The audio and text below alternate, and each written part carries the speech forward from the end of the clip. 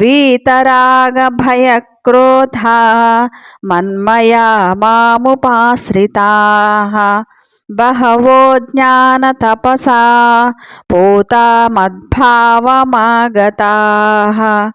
మనకు ఇష్టమైన వస్తువులు వ్యక్తులు ఉంటారు, కానీ అధికంగా కట్టుబడిపోతే బాధ కలుగుతుంది. ఒక తల్లి తన బిడ్డను చాలా ప్రేమిస్తుంది, కానీ అతన్ని బంధించి ఉంచాలనుకుంటే అది ఇద్దరికీ బాధను కలిగిస్తుంది. మనం భయంతో కోపంతో తీసుకునే నిర్ణయాలు తప్పులు చేయిస్తాయి.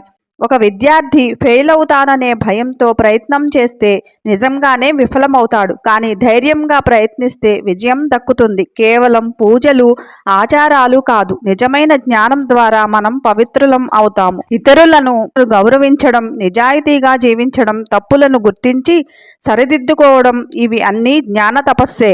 ఆసక్తి, భయం, కోపం వీడితేనే మన జీవితం పవిత్రం అవుతుంది. జ్ఞానం, ధ్యానం, భక్తి మనల్ని ఉన్నత స్థితికి తీసుకువెళ్తాయి. అప్పుడే మనం భగవంతుడి గుణాలను అనుసరిస్తూ జీవించగలము. మనిషి తన బలహీనతల్ని వదిలి భగవంతుని ఆశ్రయించడమే మోక్షానికి మార్గం అని శ్రీకృష్ణ భగవానుడు చెప్తున్నారు. హరే కృష్ణ.